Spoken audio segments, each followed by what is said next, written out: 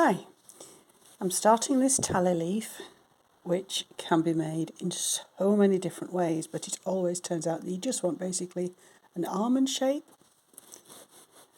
4 pairs, the second one in from the left.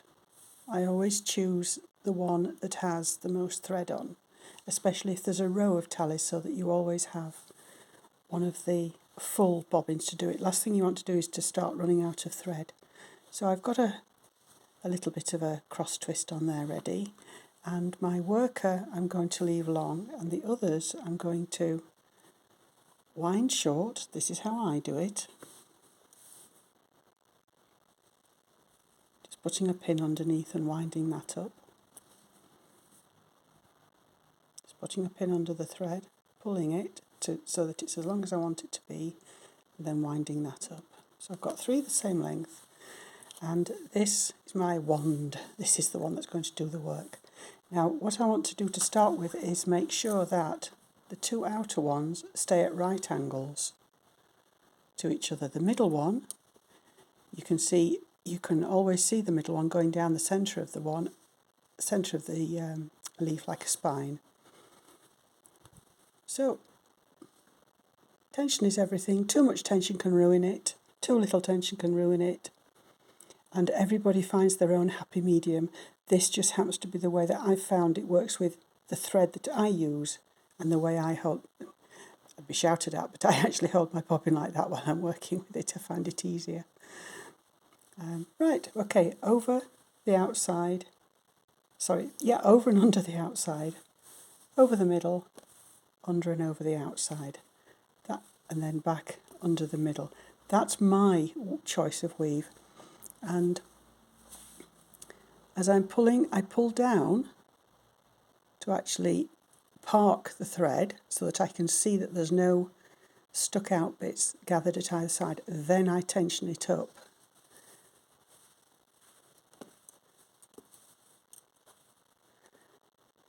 Pull it down and the thread will tighten itself up, and then park it. And each time I'm using my hands to spread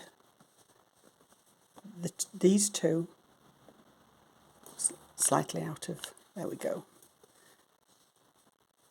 into doesn't matter about where they are at that point. Go back to the 90 degrees, pull down to make sure you've no tangles, and then pull up. This will probably have some lace makers turning in their grave at such a dreadful technique, but I've made a lot of tallies and it seems to work. I'm working on an angled flat pillow. It will be different on a roller pillow, be different on a curved pillow, be different in Honiton bobbins for those tallies. Not all, this won't work on some pillows, it won't work with some bobbins. But you can see doing that right angle as the thread is pulling up. I'll zoom in on that. Very exact science using a phone for videos. Right, you can see now where the threads are going better. So there they are loose, and then I pull down to make it twang up there. I can see that there's no, and then the up just gives it that little tightness. See, the thread is all loose. I pull it down, then I pull it up.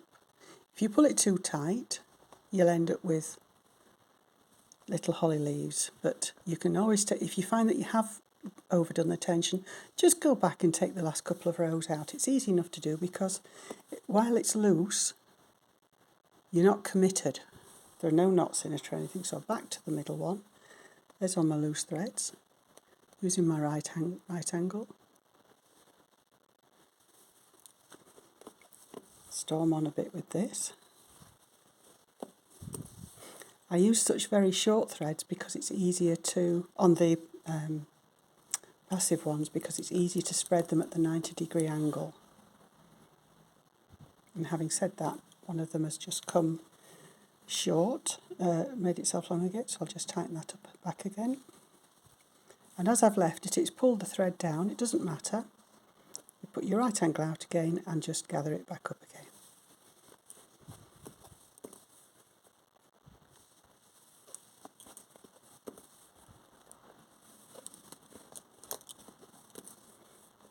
Mine is an Egyptian cotton mercerised thread designed for machine quilting. It's about a 27 to 29 wraps per centimetre, and I use it for pretty much everything. It's a very tough thread.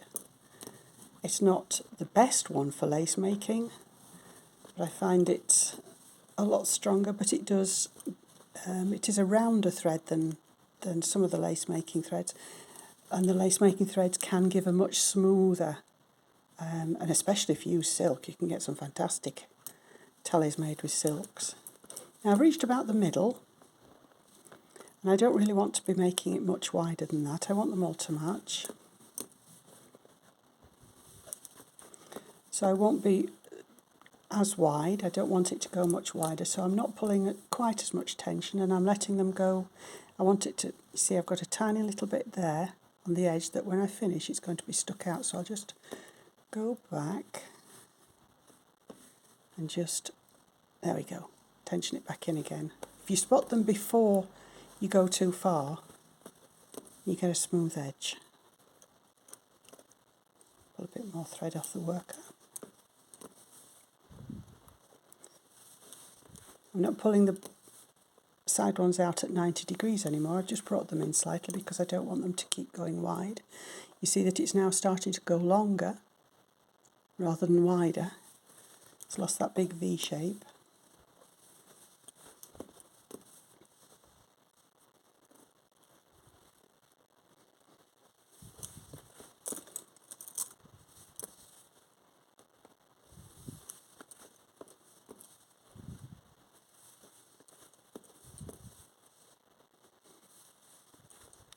And the bobbins are coming in narrower and narrower as I've worked down those for you. You can see it's starting to come narrower here, and I want it to start coming in quite quickly. So I've narrowed the passives, and with a little bit of careful tensioning and tension back up, you can start narrowing. So pull it down and then tension it down and back until you get the shape you want. This is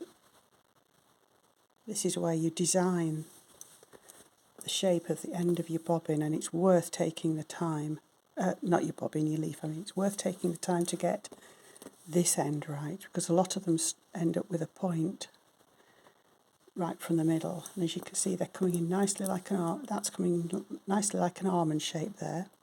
As I'm getting to the bottom, my last one will go out to the side. It's out at the side. I'll give it an up and down to really tighten it up so that everything is very snug there. And now, because I've got a lot of tallies in waiting, I don't want the tension to all come undone on those. So what I do, when I've got to the end and I've got that nice tight snug there, finger on so that it can't go anywhere.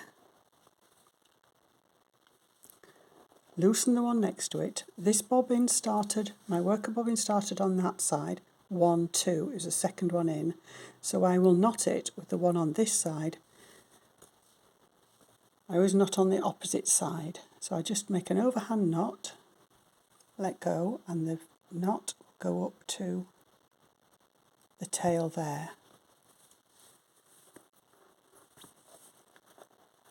Take these down.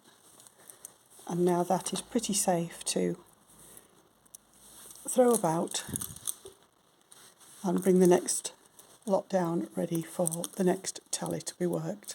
These have already been worked, they're in waiting, and they will go out and do what they need to do there. So, there's the tally made. If you do find that you seem to have an arch on one side and not on the other, just a very gentle tug on the passive on that side will straighten it up, but don't overdo that, and you can't tension it with the one that you've put the knot on. Okay, that's a leaf tally. Hope it helps.